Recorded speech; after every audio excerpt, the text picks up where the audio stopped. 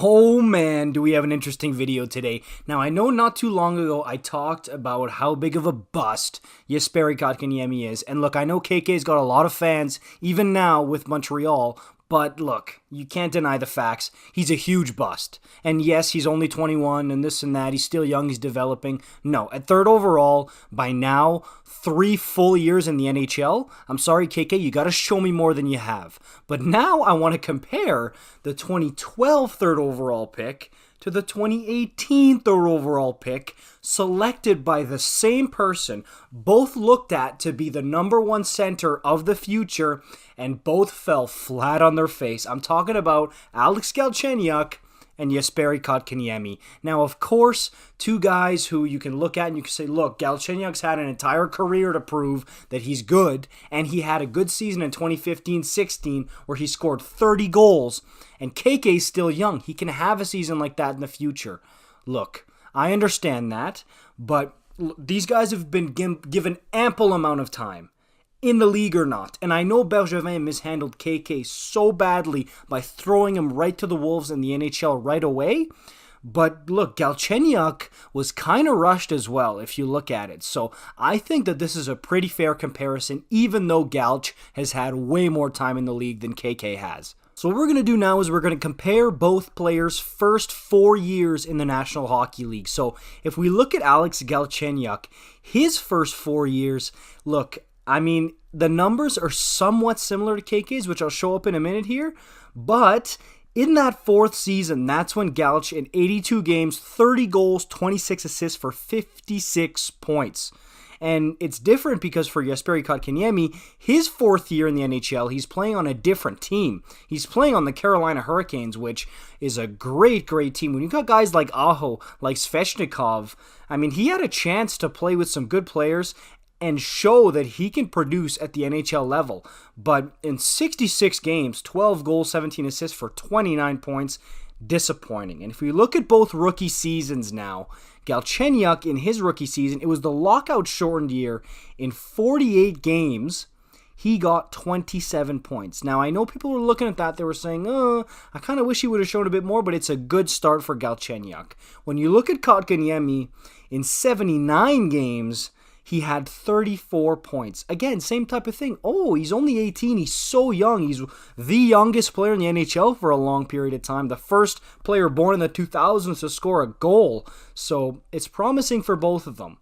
Second year, Jesperi Kotkaniemi, it goes completely off the rails. In 36 games only, he has 6 goals, 2 assists for 8 points. But in the bubble, in 10 games, he scores 4 goals for the Montreal Canadiens against the Penguins and the Flyers. Everybody remembers that bubble. That's when people were saying, oh, finally some progress from KK, who spent a lot of time in 2019-20 in the AHL. Now for Galchenyuk, on the other hand, his second year in the league, that was the year where the Habs went all the way to the third round. They beat the Bruins in that round 2. Remember when PK Subban had that breakaway goal against the Boston Bruins? Went to Game 7. I love that season. It was so fun. That was Galchenyuk's second year in the league. So in 65 games, 31 points, 13 goals, some progression. And that's when everybody was saying, oh, look, Gallagher, Galchenyuk, the two new young kids who are going to help come and really be good players for the Habs going forward. That's when people were saying that, along with Subban and Price. Oh, it was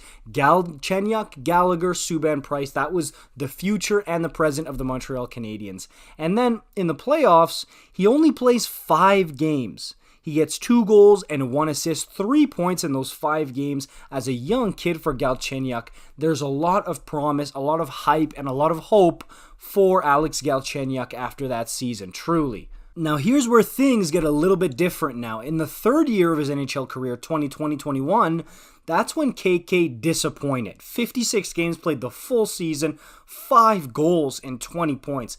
And that's when people are saying, uh-oh, what's going on with Kotkaniemi? I mean, it's been 3 years in the NHL, and he's gotten some AHL development time. What's going on here?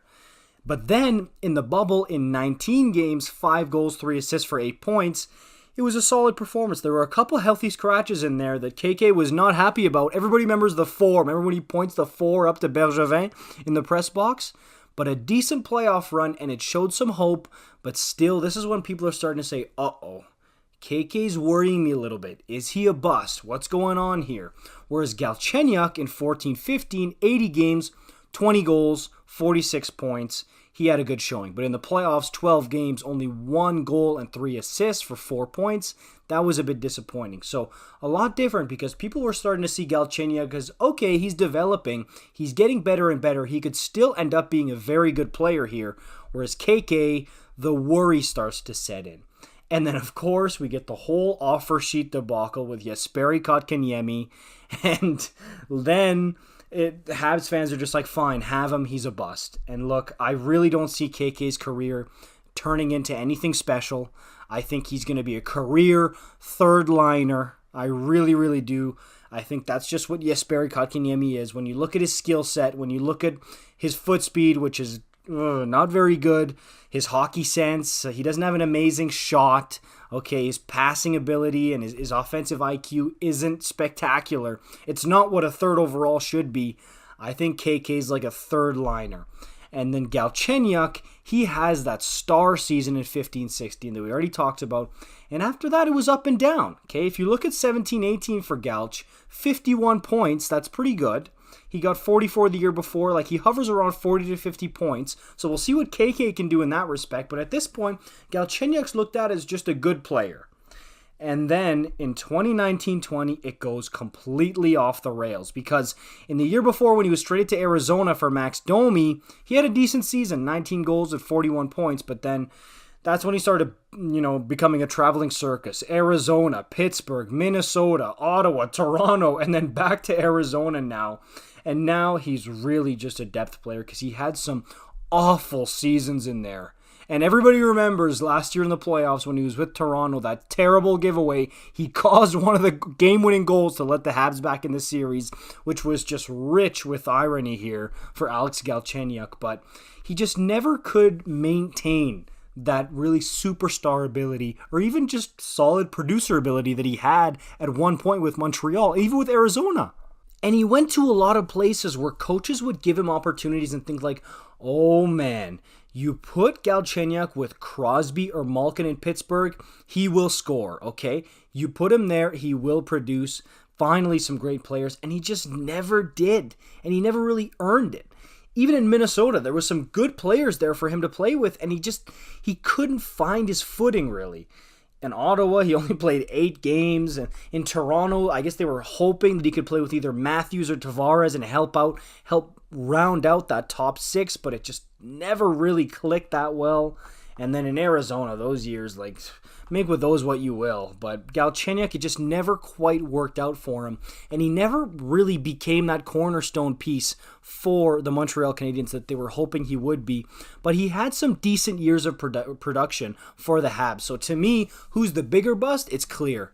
I mean, this Jesperi Kotkaniemi thing, I'm still, a year later, shocked at how this thing went down, that he only gets to play 3 years. A guy who was looked at to be the future number 1 center, 3rd overall, only plays 3 years with the Habs, and his career high in points is 34. Never scores more than 11 goals with the team. That's what you get out of a 3rd overall pick. I still can't believe it went down that way. Just such a crazy thing. But for the Habs, it's clear KK's the bigger bust here. We'll see what he turns into with the Carolina Hurricanes, but he's had ample opportunity to make his career into a producer in the NHL, and he just hasn't made it happen. It's disappointing, but it's the reality. KK's a bigger bust than Galchenyuk, but both of them were just complete misses. Let me know what you guys think in the comments down below. You know what to do. Like, subscribe, comment. I'll see you in the next one. Peace out.